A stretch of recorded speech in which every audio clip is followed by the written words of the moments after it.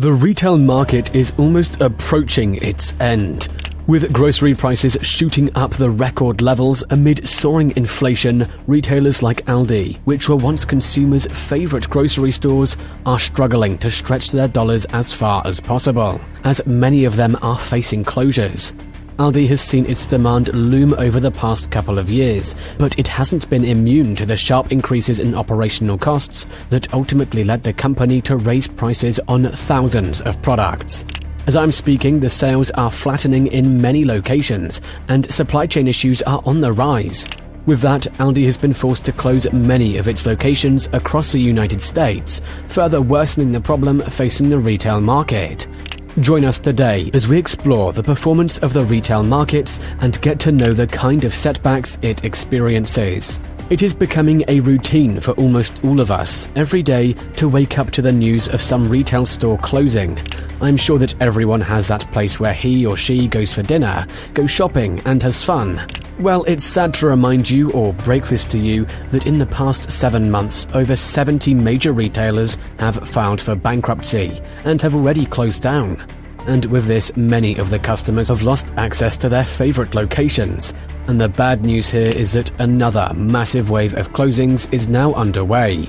Multiple chains announced that they'll be shuttering many of their stores this summer, meaning even your favorite local hub or shoe shop could soon be gone for good. Several grocery chains are closing up shops, including top stores like Aldi and Walmart.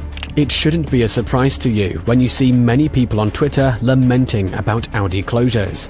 Just to let you know, Aldi has been regarded by many consumers as one pocket-friendly store that has hugely gained lots of their love. In December, this chain was voted as the #1 cheapest grocery store to shop, and thus has attracted many people amid the ongoing inflations that have sent grocery prices to unprecedented highs. Currently, the price of groceries is still about 12% higher than it was a year ago.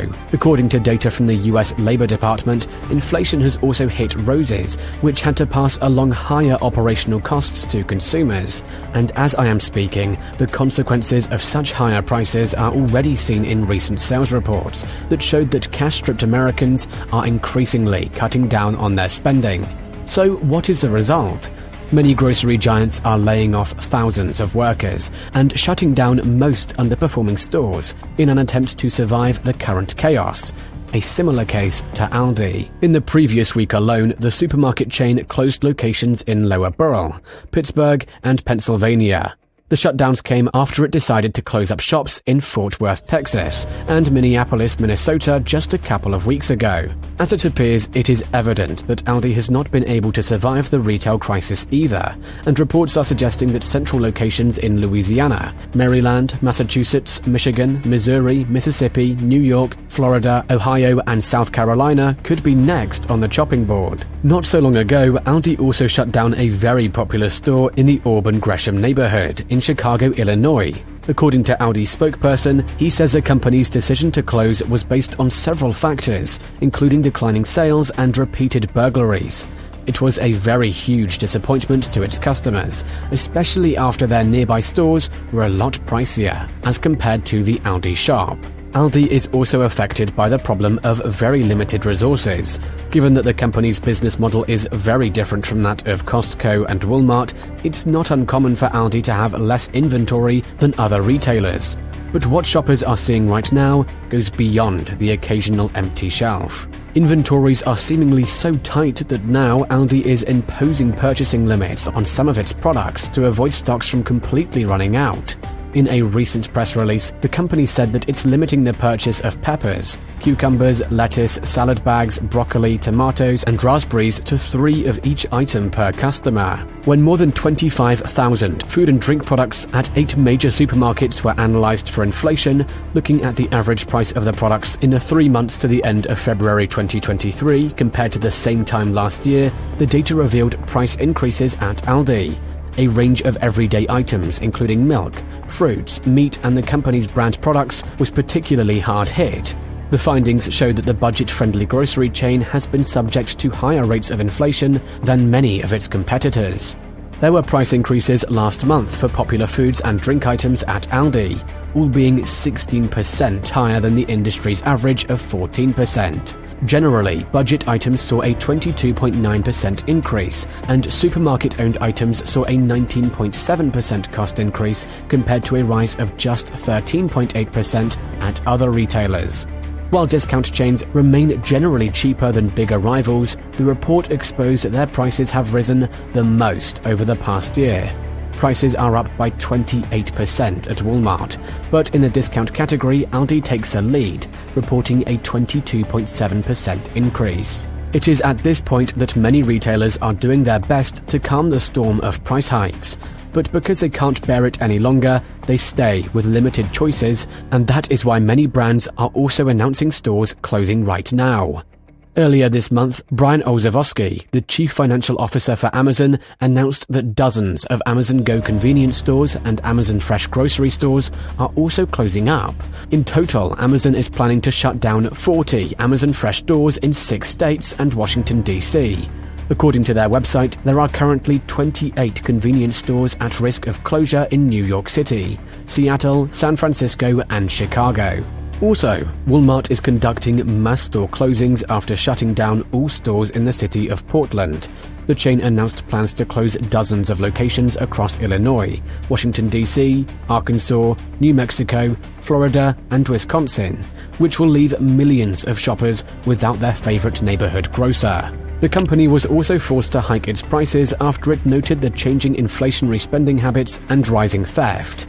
The three, Aldi, Amazon, and Walmart, are also closing down their stores due to financial problems. In February, 11 stores were shut forever, and this week alone, Aldi is closing 2 locations in the Ohio area. Kroger has also been in a period of transition, as it sells many stores leading to its pending merger with grocer Albertsons. Altogether, we should be expecting at least 1,405 stores that are set to close across the US by this summer. Now, why is this the case? The rationales vary. For some companies, they are navigating bankruptcy proceedings, while others say they must cut spending to keep their business profitable. The most shocking closures of all will be in California and New York, and according to the reports, from the 1,405 scheduled closures, about 800 will be concentrated in the 2 states. Among the iconic names to announce their closing include Bed Bath, Beyond Gap, and Party City. Many brands are forced into very desperate cost-cutting measures amid rampant inflation and declining bottom lines. With supply chain issues growing up again, tighter credit conditions impacting the company's finances, and the risk of systemic contagion from collapsing banks threatening the entire retail sector, the outlook is bleaker than it ever was. The economic downturn is likely to further damage sales rates and prompt brands to reduce their workforces even more as they concentrate on the best-performing stores. In the retail apocalypse, it's only the strongest that survive, and that means we might have to bid goodbyes to many of our favorite brands. So what does it mean? It means we as consumers will have to deal with so much higher prices of goods in the remaining stores. So we are looking to a future where we will have high costs of living, just because of inflation, a hike in prices of basic commodities, and few employment opportunities. What do you think needs to be done to help with this issue? Please don't forget to leave us your comments in the comment box below. We will be eager to go through every suggestion and see how your reasoning might help curb the ongoing crisis in the retail markets. Meanwhile, we hope you enjoyed watching this video. If you loved watching, kindly don't forget to send us those thumbs up. If you are new to this channel, please don't forget to subscribe to this channel and hit the notification bell to be notified about any of our new video uploads. Thank you for watching, and let's meet in our next video.